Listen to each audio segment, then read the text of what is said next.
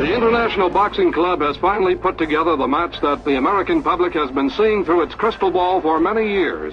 A so-called dream match between the challenger and former middleweight champion of the world, Rocky Graziano, and the current middleweight champion of the world, Sugar Ray Robinson. In a super fight for the ages, icon Rocky Graziano and Sugar Ray Robinson would do battle for the middleweight title. Graziano is 29 years old, and Ray Robinson is 32. You know, he could do it all. The way he does it, the technique he uses, how he gets it across, the power, the result, how dynamic, how explosive, how legendary sometimes. Graziano scores the first knockdown of the fight with about a minute to go in the round. Robinson backing towards the ropes. Graziano coming at him again. Shooting out that left hand, it's wide of the mark. Pecking out with a left that's also short. Graziano bobbing, weaving, coming in on Robinson, forcing the action.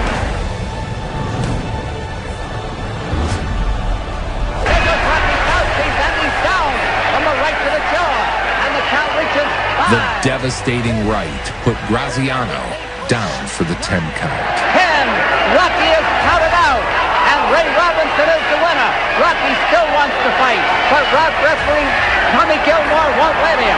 A crowd of 23,785, which never sat in its expensive seats, witnessing one of the finest exchanges for the middleweight championship of the world, paying over $252,000. Graziano walking dejectedly to his corner. A great fighter is somebody that always come back from the brink of destruction and having over 202 fights.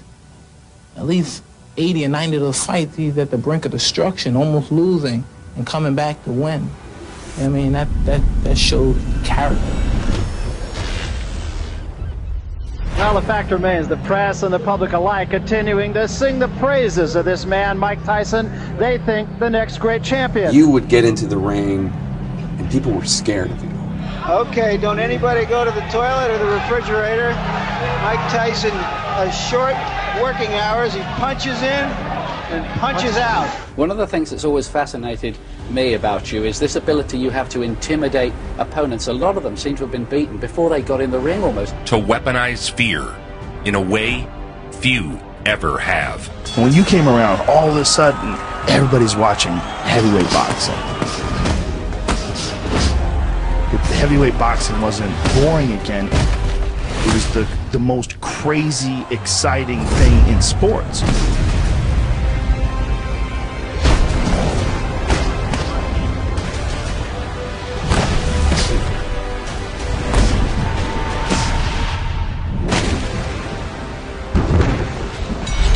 Mike Tyson, at age 20, would contend for the WBC heavyweight title. He will have a shot, it appears, at the heavyweight title. The undefeated heavyweight has signed to fight in the HBO title unification series, and he'll face Trevor Berbick, the WBC title holder, probably sometime this fall. And if Tyson should beat Berbick, he would become the youngest man in history ever to win the heavyweight championship. Berbick was the last person to fight Ali, and he hurt Ali very bad. When you fought him, was there any revenge? 100%, yes, no doubt about it. I said, oh, I can't wait till I get him. Him and Larry Holmes.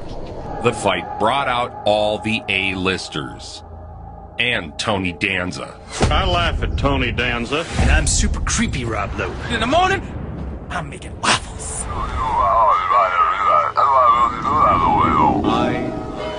am the greatest. So now the moment of truth is not far off. This will be the WBC Heavyweight Championship of the world. He could go into the record books tonight if he can capture the title from the reigning champ, Trevor Berbick. This is what Mike Tyson has trained his whole life for. This is what Customano and Jimmy Jacobs trained this man for. I believe he will be the youngest heavyweight champion of all time. And if he remains dedicated, interested, and without any distractions, I believe that eventually he will go down in history as the greatest heavyweight champion ever. Because he's always talking about the situation, he was saying, you know, if you really took a deep interest in it, you would be champ of the world. And if there was no problem, you would be champ. There is electricity in the crowd. I've got goosebumps. On the line, the WBC Heavyweight Championship of the World.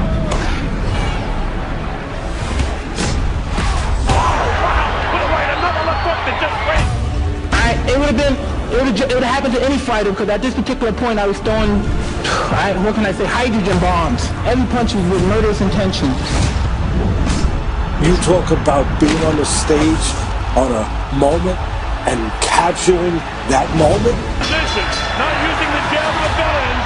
Round one, a good round one for Mike Tyson. 7 coming in, look careful. This is round two, the WBC Heavyweight Championship of the World. Trevor Berbick and Mike Tyson. That was the coming out. That was the star going on Broadway and saying, I am a star. Look at me. And he's down. He'll have to take the standing 8 count as he snaps right up the count to 4. And he absolutely destroyed him. He knocked him all over the ring. It was over in 2 rounds, and at that time you thought, this guy is going to be the champion for a decade or more. Tyson seized the title in spectacular fashion. He goes down. He should be able to get up from this. His legs may be shut. They are. As Trevor Berbick falls back in the rope. Mike is a boy prodigy. He's 20 years old. He is quite an incredible force in the heavyweight division, but he's just a boy. It's all over. We've got a brand new heavyweight champion of the world, Mike Tyson. In a devastating second-round knockout, Mike Tyson, age 20, became the youngest heavyweight champion in boxing history. His managers, cornermen, and friends ran to congratulate him. Tyson kissed Jim Jacobs. Jimmy Jacobs in there. Bill Payton also worked with him. At 20, he was the youngest heavyweight champion in history. If it wasn't for Cuss, this would never happen. The idea I'm the youngest champion in the world, the idea that it'll live forever, the record I think will never be broken. And it's what I can say. He's probably up there right now saying, you did a lot of mistakes. You did a lot of mistakes. Now the stage is set for Joe to meet undefeated Muhammad Ali in the Battle of the Champions. At last, the fight of the century could be set between Joe Frazier and the now returned Muhammad Ali. How's a slow, flat-footed, ugly, slow, awkward Joe Frazier gonna whip Muhammad Ali? If he dreamed it, he better wake up and apologize. I'm gonna show you that I'm the real champion, and I'm gonna stay here and let you take pictures, give you an interview every day after training, and show you that I'm still the real champion. But it wasn't enough to fight for the title. Ali had to turn on his longtime friend and call him despicable racial slurs. First fight, Ali had branded Joe an Uncle Tom, and he knew that hurt. Ahead of their first fight in 1971, Ali declared that anyone black who supported his opponent was a traitor. How you gonna have 2 champions of the world? He's the ultimate champion. The real champion is back now. The champion of the world. I'll straighten you out. I beat Sonny Liston twice, and they wasn't convinced. That's all over. Let me finish. Now you ain't fighting Sonny Liston. You talk up to me. No, you listen. You listen now. Look, I'm the champ. You ain't. You listen. You the champ. Right on. Now listen. That's all over. Sonny Liston is all over. Now you ain't the champ. Hey, you listen for me. His greatest foe, the stylish and athletic Muhammad Ali. Their first fight at Madison Square Garden in 1971 was dubbed the fight of the century. 2 unbeaten champions battling it out for supremacy. Heavyweight boxers Joe Frazier and Muhammad Ali meet in New York's Madison Square Garden Monday night in what one promoter calls the biggest fight since Cain tangled with Abel. 40 years ago, the entire sports universe was tuned in to Madison Square Garden, New York City. Just listen to the noise of this crowd. This is well going to be a great evening for boxing fans all over the world. Muhammad Ali in the ring in a beautiful, beautiful red and white robe. The event was known as the Battle of Champions. Now here comes Joe Frazier. Joe Frazier will be here any minute. He's coming out. Listen to the roar of this crowd. I want to tell you, this is going to be a spectacular evening. The tension and the excitement here is monumental. 2 champions, each with a claim to the title and undefeated records, rose to the top and faced each other that night. For the first time in heavyweight championship history, we have 2 undefeated fighters in there. Frazier has won all 26 of his bouts with 23 knockouts, and Muhammad Ali has won all 31 of his bouts with 25 knockouts. Muhammad Ali. Joe Frazier. They were both somehow undefeated, undisputed heavyweight champions. And now we're ready. Hundreds of millions are seeing this bout around the world. And they were both under 30 at the time. Frazier will try to bore in and catch his man. Each fighter delivering crushing blows. That was a hard left hook that caught Frazier. Muhammad Ali shakes his head and is warned for holding behind the neck.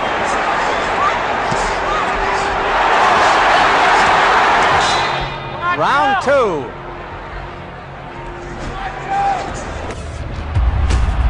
As the fight went on, A good exchange.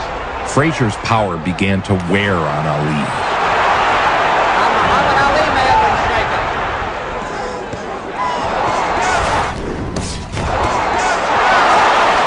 Frazier has been hit with solid right hands that would have felled an ordinary man. Just spits some blood. He is bleeding inside the mouth. Round 3. Round 3.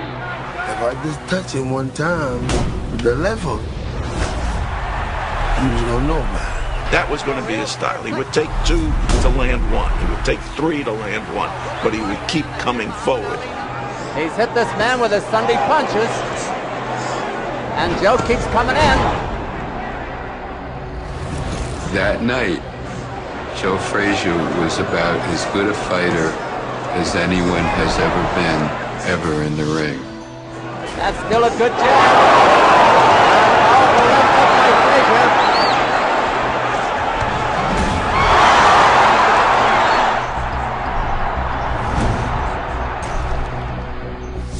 The first part of the round was all Muhammad Ali, but Frazier kept pouring in relentless. Round 5. Round 5. Good 1-2 and a jab. Now Frazier is mimicking Ali. He's just smiling at him. That's the way Muhammad Ali used to taunt his opponents.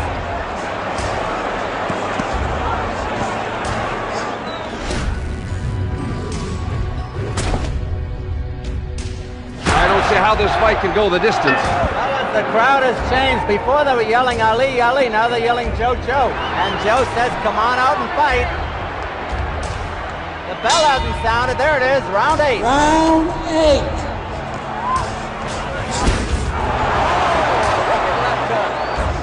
Ali not to get that hand behind the neck.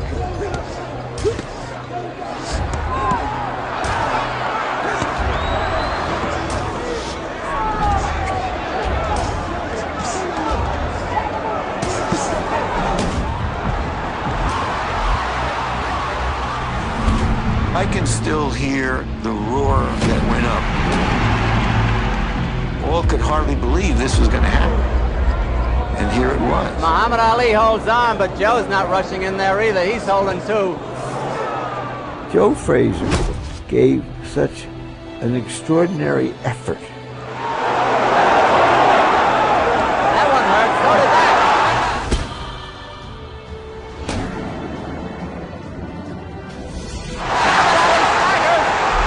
Muhammad Ali was rocked. He's holding on desperately. Muhammad Ali was staggered in the 11th and almost went down. That's the end of round 14, and what another great round it was. All right, this is the final round of the fight, and what a fight it's been. 15 and Muhammad Ali is going to go boxing again. Frazier dropped Ali with an iconic left hook. Iconic left hook that drops him and cements the decision.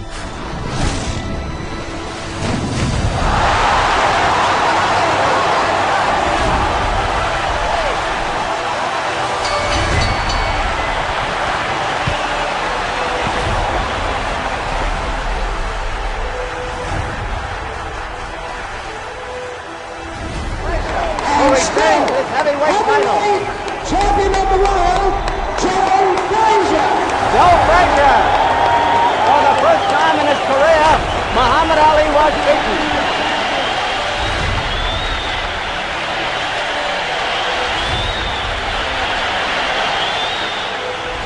Frazier won the unanimous decision and was now the true undisputed heavyweight champion.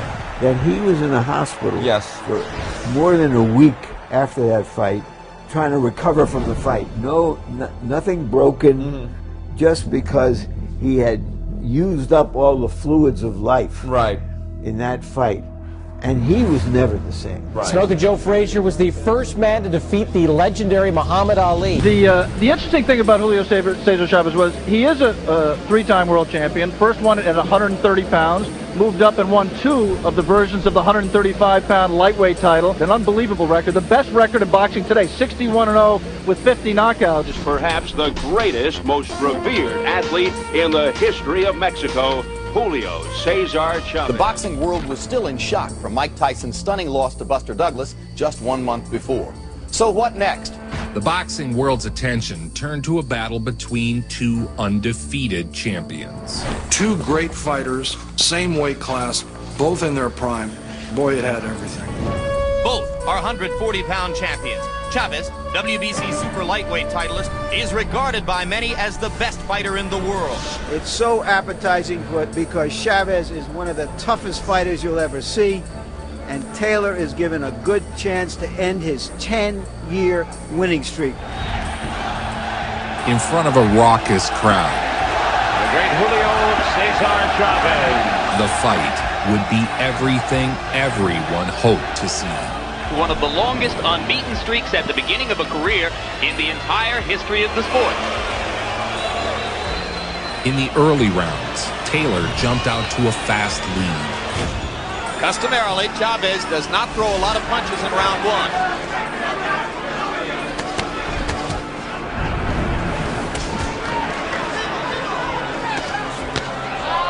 Taylor with a left. Taylor using his hand speed to land a little bit more frequently. Chavez scored with a left hook. He was quicker than Chavez and was outlanding him 3-1. He was losing most of the rounds. They were fantastic rounds, but he was losing them. Because he was landing 2-1. But at the same time, I saw Julio Cesar Chavez landing these hard punches. But when Chavez was landing on Meldrick had to carry those punches around with him till the end of the fight like luggage. But outscoring Chavez was one thing. Outdamaging him was another. And Chavez is throwing over the top of Taylor now, beginning to land with more consistency. As the fight went on, the lead widened. Blood again from the mouth and the nostrils. Both sides beginning to close. Chavez is coming on. Watch the legs of Taylor. They all seem to be too steady here. Right hand leads, doing the damage for Chavez now. A solid left inside. And the crowd begins to heat up as Julio Cesar Chavez turns up the pressure. Right now, the 66-0 record, which was such a landmark in the history of the sport, is in serious jeopardy. 2 minutes left in Julio Cesar Chavez's historic unbeaten streak. He doesn't have a lot left, Larry. You've got to go for this round. When the bell rings, you've got to go. Throw your punches. Taylor was battered and beaten, but if he could survive one more round, he'd have beaten Julio Cesar Chavez. 101, Meldrick Taylor. I think he's run his way to a unanimous decision. If you're a fight fan, get ready for 3 minutes of high drama now, as a desperate and determined Julio Cesar Chavez tries to take out a fading and battered Meldrick Taylor, who has completely dominated him through most of the fight. For Chavez, it was simple. Knock Taylor out or lose the fight.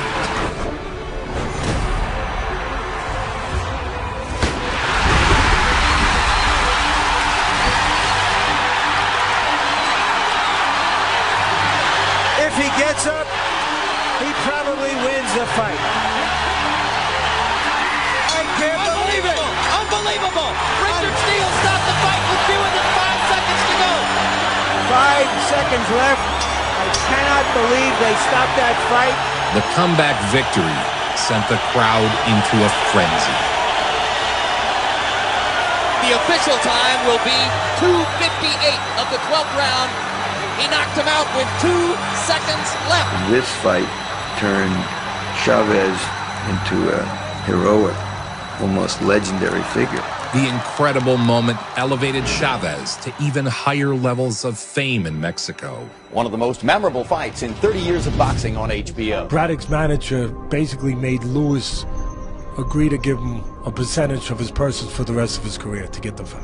What? Yeah, but there was an understanding that, you know, you're not getting a fight otherwise. For the first time in 29 years, a black fighter would get a shot at the heavyweight title.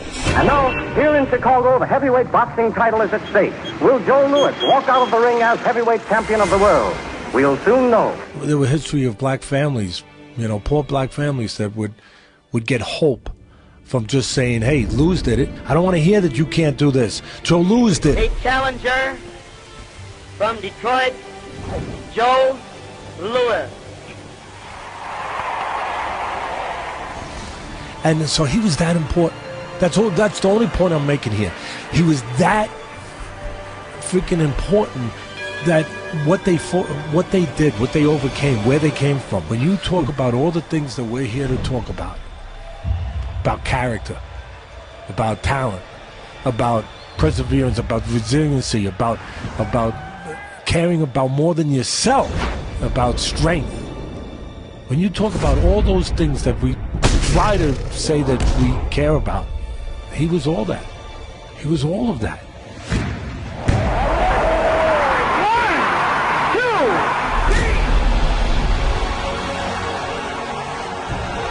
3, 4, 5, 6, 7, 8, 9, 10. The Brown Bomber had captured the heavyweight title. He was champion at last. A living legend, the heavyweight champion of the world, from Detroit, Michigan, the immortal Joe Louis. The most powerful individual in the world, the strongest individual in the world. A black man was once again the heavyweight champion of the world. In the black community, he was more than a hero. He was the shining example of overcoming the odds. Joe Louis wears the crown of all the heavyweights, despite the arguments as to whether he is the real champion or not. Yeah, he wins the title. And of course, the biggest sport in the country. So all the press is there, and Joe, you're champion world. Not yet. Not till I beat that man. He didn't even have to say his name. That man was Max Schmeling. Joe refused to call himself a champion until he avenged his only defeat. Joe Louis defends his World Heavyweight Championship against former title holder Max Schmeling, the only man who has ever defeated the champion. Louis secluded himself into training. He knew, as did everyone else, that this fight was the most important of his life. Viewed as a battle of nations, politics, ideas. Boxing is war individualized. Pitting man against man. The heavyweight championship, its meaning was transcending pure supremacy in the ring. Its meaning was really that of a world beater. German troops marched into Austria for what the Germans called the reunification of the two countries. Everybody recognized what Schmeling represented. The stage is set for their historic rematch. The match had become more than sport. War was coming. On the verge of World War II, with Hitler, a madman, trying to create a master race, take over the world. I mean, the whole world's watching. You talk about pressure. That's why Louis is the greatest. Yankee Stadium, New York City. If he didn't win this world title fight against Max Schmeling, he was ruined. And it's in Yankee Stadium outdoors. I mean, you talk about a setting, a stage. The eyes of the world would watch the clash. The gate was the biggest ever for a boxing match. The whole freaking world's watching. The President of the United States calls up Louis and says, you got to witness for the good guys. I mean, you talk about pressure. A black fighter carried the hopes of the free world. The famous Detroit Brown Bomber, world's heavyweight champion, Joe Louis. largest audience in the history for a single radio broadcast tuned in. U.S. against Germany, black guy against a white guy. You couldn't draw more divisive lines at those times. It was a watershed moment that transcended sport. That he's got to save basically the United States and the world from scourge and disease of the Nazi party.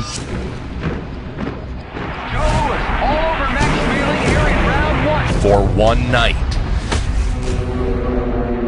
Joe Louis had united the free world under a single cause. A crushing right explodes off Schmelling's jaw. Joe steps back. And Schmeling was in fear right from the beginning. He realized that this is something else, a different cut of catch. How does he respond to it? He destroys him. He annihilates him. He knocks him out in one round. A left up to the jaw, and Schmeling is down. The count is That to me is one of the best stories of a heavyweight fight. Schmeling fell victim to the Brown Bombers blitzkrieg.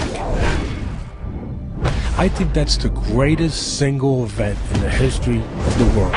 It doesn't look like Schmelling's going to make it. It's all over. Joe Louis electrifies the boxing world with his magnificent first-round devastating knockout over and still champion, Joe Louis! Louis's victory electrified the country.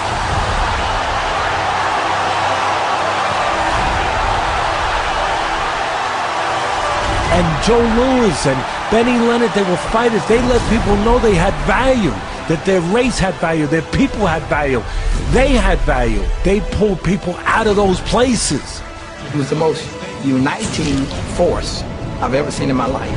He began his historic run of 25 straight title defenses, 22 by way of knockout. By 1980, the boxing world had two welterweight title holders, Thomas the Hitman Hearns and Sugar Ray Leonard. Tommy Hearns was 6'3", 6'4", some say 6'5". I mean, he's tall, no question about it. Long arms, speed, and power. The fight between Thomas Hearns and Sugar Ray Leonard, #1, was an emotional fight that was probably, at that time, the biggest fight in history.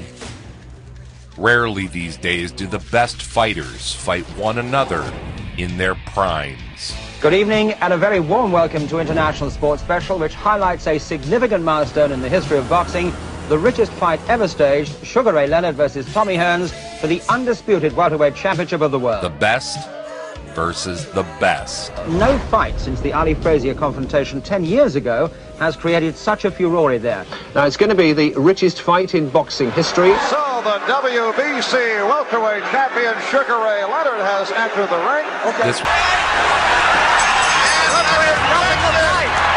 referee is stopping the fight. I don't believe this. Hearns was way ahead on points.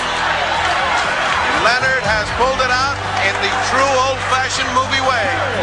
The undisputed world's welterweight boxing champion, the classy Sugar Ray Leonard. Sugar Ray Leonard. Sugar Ray Leonard. The fight cost Hearns his perfect record, and cost Leonard the peripheral vision in his left eye. That's the first time that these light guys got heavyweight money.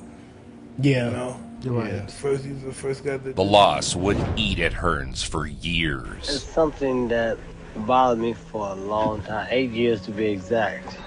We have the new unified heavyweight champion of the world, Mr. Tyson Fury. Almost insurmountable obstacle in front of you, becoming the heavyweight champion of the world. All of a sudden you did it, then the depression kicks in. Yeah. Heavyweight boxing champion Tyson Fury has gotten himself in some deep water. Our friend Mr. Fury has failed the drugs test due to there being cocaine in his system. What were the drugs of choice once you won the title? Cocaine was the usual. Heavyweight champion Tyson Fury has been making headlines left and right since winning the belt. Now he's opening up to Rolling Stone about his personal struggles with drugs and depression. You don't like it, change the station. You don't like it, don't take photos. You don't like it, don't print it in your newspaper. Do I care? Not really. he doesn't look well. You look at stuff that he does, he's very erratic in his behaviours. Call Batman. Turning up to a press conference for no reason as Batman. I don't live a strict lifestyle. I don't even live an athlete's lifestyle. It's an absolute disgrace to call me an athlete. Cocaine and alcohol. It's like roller coaster. Crazy drug and alcohol mix. I'll have to show you what the athlete looks like. This is the undisputed heavyweight champion of the world. There you go. Does that look like a fighter's body? Clearly not. At the time, I wasn't training. Have a look. Fat man. That's who beat you. Shame on you, man. I've not been in the gym for months. I've not been training. I've been going through depression. I just don't want to live anymore. For those that don't know, Tyson Fury has pulled out of the rematch with Vladimir Klitschko at the MEN because of mental health issues. I was sitting here, 400 pounds, a drug addict, an alcoholic. I didn't care about nothing, I just wanted to die so bad. I give up on life. And just as I was heading towards that bridge at 190 in his Ferrari, it had crushed like a Coke can, by the way, if I'd have hit it.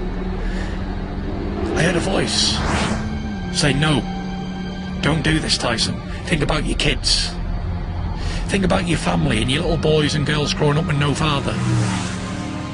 And everyone saying your dad was a weak man. He left yous. He took the easy way out because he couldn't do anything about it. And for the first time in years, I knew I was going to make a comeback. You know, you got to crack on and realise that you did it to yourself. So there's no pity for an idiot. Just want to say I'm coming back better than I ever was before. And after that, he loses it all, blows up to 400 pounds. He looks like he's basically done. Very heavy. Ballooned in weight 400 pounds and retired and seemed to be having an emotional breakdown and a mental breakdown. And I see this video of Deontay Wilder saying, yeah, Tyson Fury's finally done that because he can never come back. It gave me that much more motivation to return. Just so I can beat Deontay Wilder. And he was a boxing villain at that point.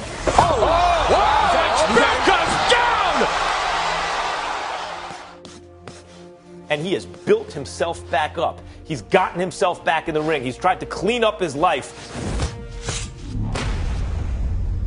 Unbeaten in 40 fights, WBC champion, the biggest puncher in heavyweight history. After the layoff, I've had 2.5 years out the ring. I was never defeated inside a boxing ring. And I wanted to fight the best when I came back. He's going to feel pain that he never felt before. The problem is they're both unbeaten.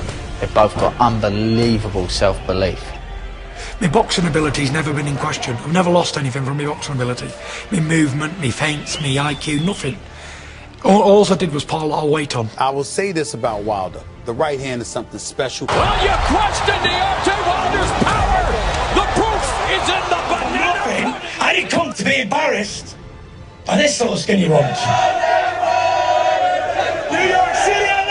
But I guess what I'm asking, that being out of the game for 2.5 years, I mean, don't you need a little bit more time to prepare?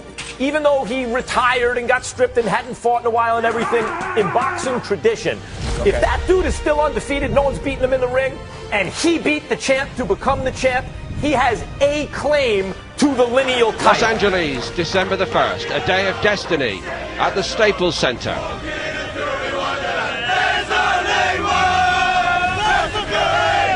Ladies and gentlemen, the time has come. And now, ladies and gentlemen, he's back. Please welcome the Gypsy King, Tyson Fury.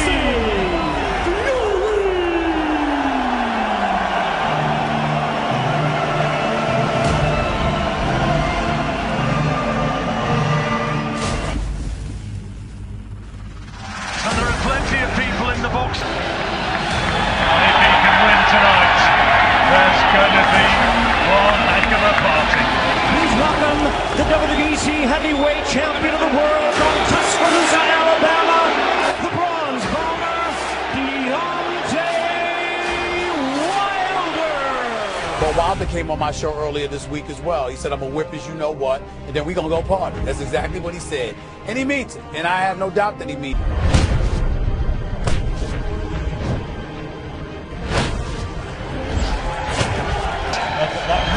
don't know if Tyson Fury, after 8 rounds, can avoid the big power punches from Deontay Wilder. Difficult to see what the clear shot was. He's on his feet, but we said it only. Ain't got and this is the moment of truth for Fury. This is where he has to somehow. Like I say, if I can't be the best, I'm going to be second place. So that's what I've got to do. I've got to beat this man to be the best. And Deontay Wilder has power in the first round, the same power in the 10th round, and the 11th round, and we've seen it. Wilder needs one huge bingo punch. Against Deontay Wilder, looking for all the world like he's pulling another upset. There's a right. There he goes! Mania! Deontay Wilder!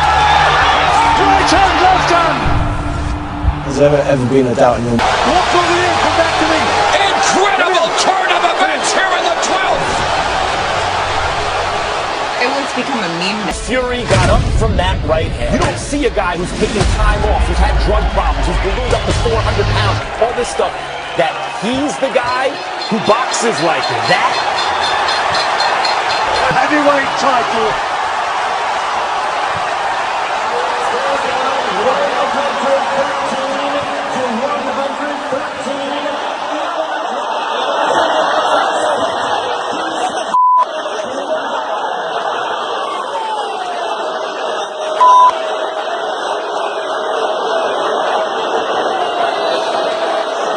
He couldn't believe he got a draw.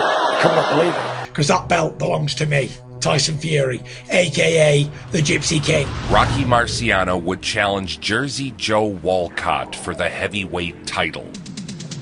Walcott was an all-time warrior, drenched in history and seasoned by fire.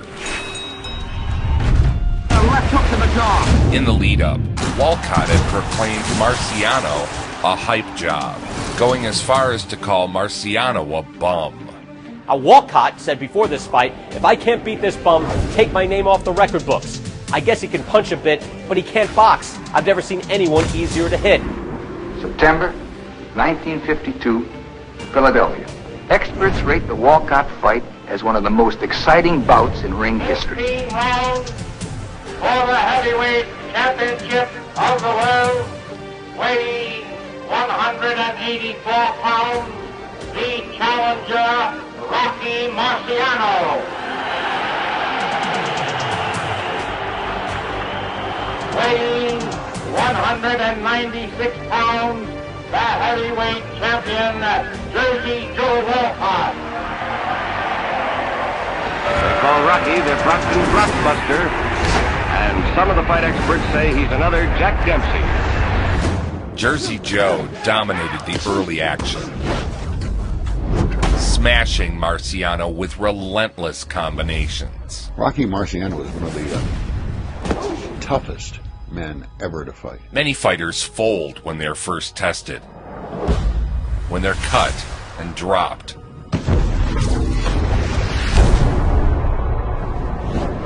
Rocky grew tougher. But he was one tough guy. He was 189 pounds. It was the first knockdown of Rocky's career. Marciano is now on the floor. The way he came back and the way he fought people. First time that Marciano ever had been put on the canvas, took a 5 and came up, and from that time on, they have fought steadily and hard. But he liked it. He went beyond courage, and he truly liked it. He liked the sport. He liked getting hit, and he liked hitting. Absorbing Walcott's best shots, eating punches that ended other fighters. The consensus at this point was Rocky's got to knock him out to win. All the officials voted for Walcott this round. Twisted Walcott's face into pudding. Relentless attack. And now we're in round 13. At this stage, Jersey Joe Walcott is leading on all 3 scorecards, 7 rounds to 5. Rocky Marciano has to knock out Jersey Joe Walcott to win this fight, and his corner has told him so. And he had a punch from hell called the Suzy Q. It was his right hand. One destructive blow changed the course of heavyweight history. Rocky feigned a left, then delivered a sledgehammer right. The Suzy Q. 6,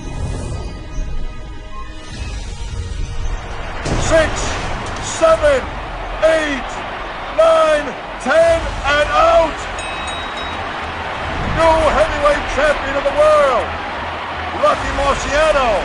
Rocky Marciano has come from almost certain defeat to knock out Joe Walcott. And the new heavyweight champion of the world, Rocky Marciano.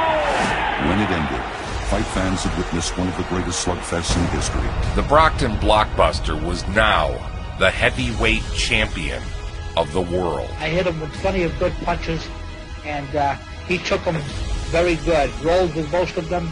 He's a very smart fighter, a durable fighter, and a very great champion. I only hope that I could be as good as him. George Foreman had annihilated everyone that stepped in the ring with him. I had beaten everybody that Muhammad Ali had lost to. The challenger for the heavyweight title, Big George Foreman, the undefeated heavyweight. I must break you. So I thought I was the toughest thing ever invented. And George was a big, strong, young, impervious to pain heavyweight. If he put you, if he put you 6 feet deep, ultimately, George Foreman didn't have a problem with that. He was that vicious. One punch of mine was equal to 20 of any other heavyweight. Whatever he hits, he destroys. Down goes Frazier! Down goes Frazier! Down goes Frazier! I got Joe Frazier, who had dropped Muhammad Ali. The most menacing heavyweight of all time. It would be George Foreman. I was going to be the best heavyweight that ever existed. That he is with Ken Norton, and the reason for that, of course, is that he doesn't like George Foreman one bit.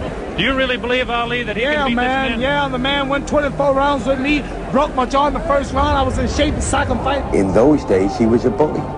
The people around him were afraid of him. Foreman had really brutalized the people who trained him, and they were terrified of him. Given the hell he gave me, as fast as I am, as accurate as I am, I couldn't whoop Ken Norton. I had beaten the best in Joe Frazier. No doubt about it, I had beaten the best. People had something to say about that. I said, you know what? I'm going to kill one of these fellows. Then they'll shut up.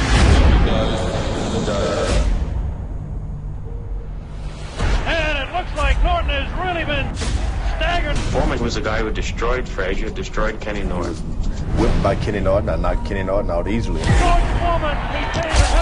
Once again, Muhammad Ali found himself in great demand. The WBC and the WBA mandated the fight. The public certainly wanted it, and the media clamored for it. I think George Foreman will knock Muhammad Ali out, and it'll end Muhammad Ali's career. Other boxers were scared, handlers were scared. The only person that didn't appear scared of Foreman was Ali. I'll prove to the world that I'm still the fastest, the prettiest, the most classist, the most scientific, the greatest fighter of all time. Everybody was scared, but Muhammad Ali himself. And Ali is getting the people to chant, Ali Boumaier. That means Ali kill him.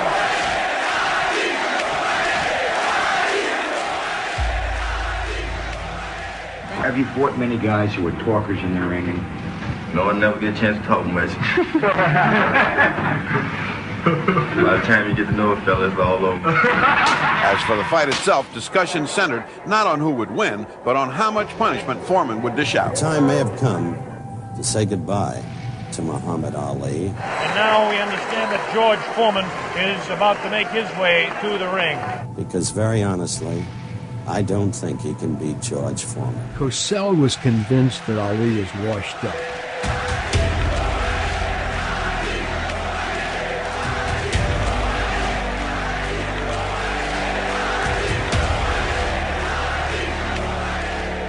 This guy was the closest thing to a human monster I'd ever seen before. He was certainly the scariest boxer. Look at this now as they stare. Muhammad Ali beginning to talk to George Foreman. They're really putting a stare on each other. I looked him in the eye to stare him down and said, "Oh, George, you were in school when I was beating Sonny Liston." Gone in the past 4 years beyond 2 rounds in any fight. By George Foreman. He knew that the one weakness in this monster, who was thought of as unbeatable, was his stamina. The first round all of us yelled out, "Get off the ropes." And he would just say, "Shut up, I know what I'm doing." Well, I would say that the round was very even, of course, I've seen.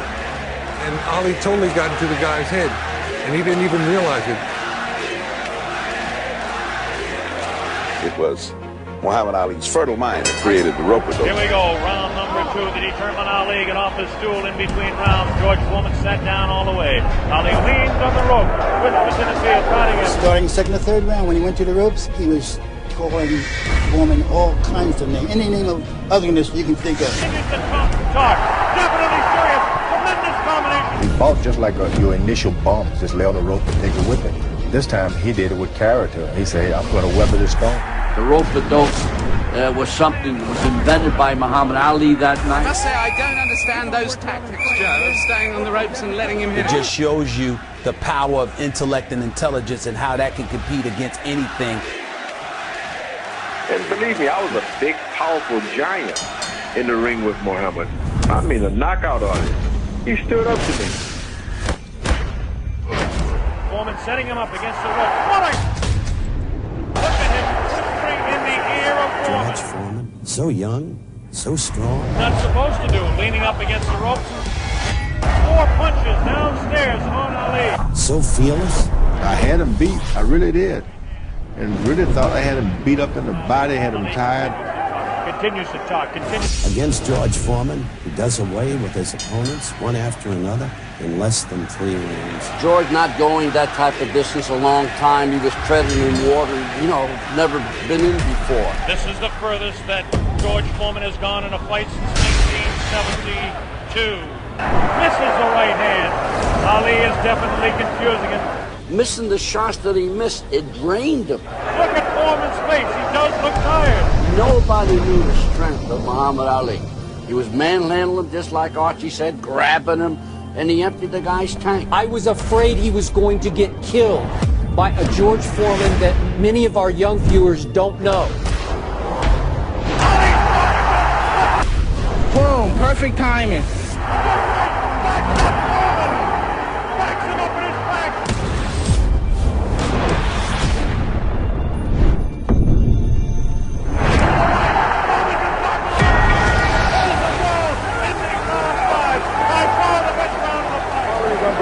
I thought he was hurt. I thought his body was hurt.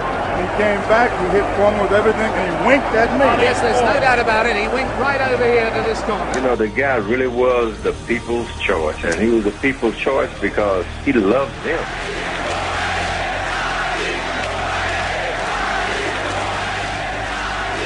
Yes, I'd hate to predict any fight, but my goodness, those people who said Foreman would win in a flash have certainly been proved wrong. And about the 7th round, he asked me, "That all you got, George?" That was like a nightmare. After a while, even the dumbest of us looked up there and said, "You know what? He's winning."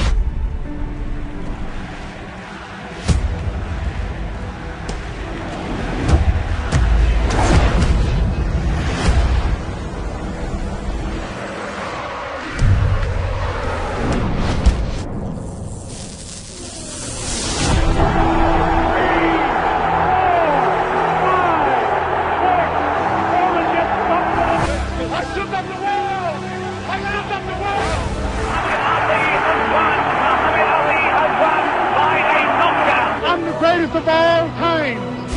Muhammad Ali has done it. The great man has done it. He was, in fact, the greatest heavyweight who ever lived. I am the greatest. Nobody brings it home like Joe Vincent. nobody. Make it so.